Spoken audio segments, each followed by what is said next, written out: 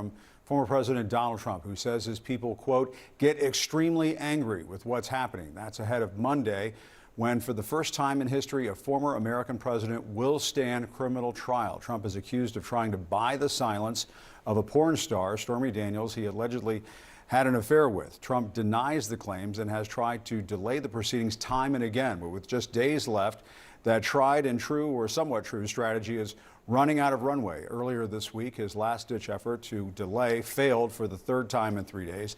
This morning, we should note, the U.S. Secret Service says it is ready to go to provide protection for the former president, adding that it will, quote, not seek any special accommodations outside of what would be required to ensure the continued safety of the former president. Meantime, Trump is on a Truth Social tirade, railing against the case, the judge, and the entire system of justice in this country, crying witch hunt and spewing lies about President Biden's alleged involvement, unproven involvement, and uninvolvement in the prosecution. Obviously, that is not true. Joining me now on all of this, CNN legal analyst and former Obama White House ethics czar Norm Eisen. He's also the author of the new book. You need to check it out, Trying Trump, a guide to his first election interference criminal trial. And Norm, I mean, that sums up your feelings on this case. You've created a handbook for this trial. Walk us through it, because the canard that you hear out there is that, well, this one is just not that important. It's not as important as January 6th. And so this is an important trial, and there could be very big consequences for the former president. That's true, Jim. And that's why I wrote Trying Trump, to give both sides of the question. Is this just a personal peccadillo, as Trump, I think, will argue, his defense case, just an affair, and they wrote some wrong words down on some papers. They called it legal fees instead of repayment of funds to Michael Cohen? Or is this a case, as Judge Marchand is going to read to the jury when they come in? This is New York law. He is going to say the allegations are that Donald Trump entered an agreement with others to, quote, unlawfully influence the 2016 presidential election. So the stakes in this debate, and I fully ventilate Trump's side of the story in the book, and the trial will be about which of these two visions is right. But the stakes in this debate are, was this pattern of actions where $130,000 benefited the Trump campaign, allegedly, in an election that was decided by 80,000 votes across 3 states. Another sex scandal was hidden right after Access Hollywood, could have swung that election. That pattern of deceiving voters to change an election outcome, of course, that's the same pattern as the Jack Smith case in 2020, as the Fonnie Willis case in 2020. That's Alvin Bragg's view, that this is an important campaign, election, and democracy case. And I do want to mention, because Trump has been very vocal on the Truth Social platform. He has made some comments that I think are disturbing. Let's listen to what he had to say. I was recently informed that another corrupt New York judge, Juan Merchan, gagged me. That's gagged like you can't talk. These cases are all rigged. It sounds fair, doesn't it, to be gagged, but it's not. It virtually never happens. It only happens to me because I'm able to tell people what's happening, and those people get extremely angry with what's happening. This judge should be recused, and the case should be thrown out. He's totally conflicted. There's never been a judge more conflicted than this one. He keeps going after the judge, calling him conflicted and so on, but there's that moment in that video that we play right there. We don't play all of his Truth Social tirades, but when he talks about his people getting extremely angry. Yes. Sounds like a veiled threat. Once again. Remember, 2020, January 6th, he tweeted, "Will be wild." And then the words on the ellipse that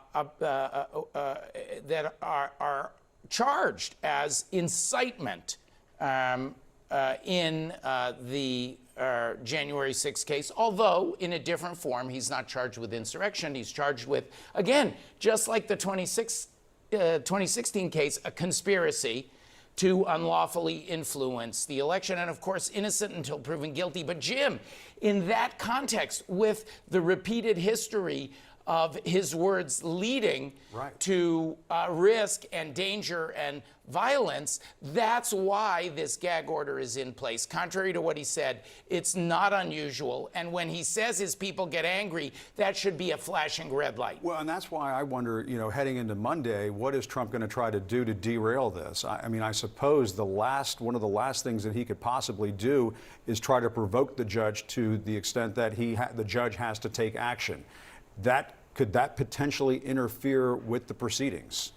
I don't think Judge Marchand is going to let it. I counted, and many of these are documented in You think he's probably expecting that now? In trying Trump. I counted his delay efforts, 11 efforts to delay this trial. 3 more this week alone on venue, on child, suing the judge over the gag order, suing the judge over presidential immunity, which really makes no sense. It has no place in this case. He's desperate. He'll try more, undoubtedly, next week. I don't think it's going to work. And the question we have to ask ourselves, and again, the book is a deep dive into this, both sides of this question, Jim. Why is Trump so frantically fighting this case if it is, as some say, the least important or just merely a personal peccadillo? He knows that these are serious felonies. He knows if he is convicted, if Alvin Bragg makes the case to the jury, but to the court of public opinion, if he's convicted of election interference here, if Bragg proves that case, he's facing not only the harm of a conviction, but a possible sentence of jail time. That would be devastating. That's why he's trying to delay. And the polls have shown if there is a conviction, it could really have an impact on this race. Norm Eisen, as always, thanks so much. Make sure to check out Norm's book. Really appreciate it. Also happening today, House Speaker Mike Johnson will join Donald Trump for a joint news conference at Mar-a-Lago later today about the upcoming presidential election. The 2 Republican leaders are set to talk about, quote, election integrity, despite the fact that Trump's own administration officials, will remind you, said the previous presidential election was the most secure in American history. And to add some context, Johnson was a key congressional figure in Trump's failed effort to overturn President Biden's victory in 2020. CNN's Kristen Holmes joins us now from West Palm Beach, Florida. This should be quite a show. Kristen, what do we know about this news conference? Well, we're heard that they're going to talk about 2 things. One thing is that they are expected to relitigate the 2020 election, which isn't that surprising since both of them tried to overturn that election. Johnson was actually key behind the scenes trying to get these congressional signatures on a lawsuit in Texas that would have tried to overturn the election in various states. But the other big thing that they're going to be talking about is this idea of non-citizens voting. There's been a conversation about whether they're going to present some kind of bill, but we know that they're going to, quote unquote, draw attention to this issue. Now, I want to be very clear, Jim.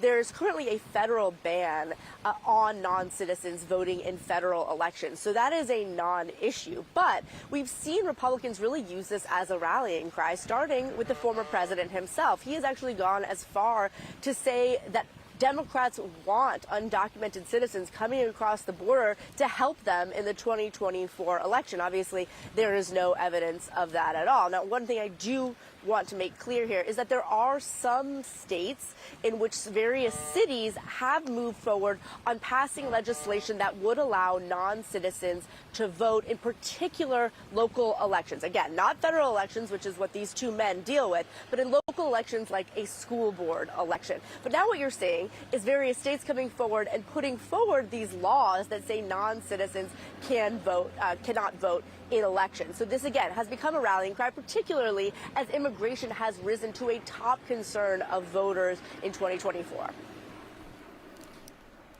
And Kristen, sources say that this event was Johnson's idea. I mean, I suppose it comes at a time when there are all these questions about whether he can hang on to the speaker's gavel. Yeah, and Jim, one of the things to keep in mind here is Donald Trump has not come out to support Johnson, but he's also not come out to support Marjorie Taylor Greene's motion to vacate. It seems unlikely that he wants to get involved on either side because, I am told by sources, he doesn't want another speaker's fight, but he also is very close to Marjorie Taylor Greene. So this is an opportunity for Johnson to stand alongside Donald Trump at his home at Mar-a-Lago talking about something that Donald Trump wants to talk about, which is elections. This is giving him a boost at a time where he really needs it.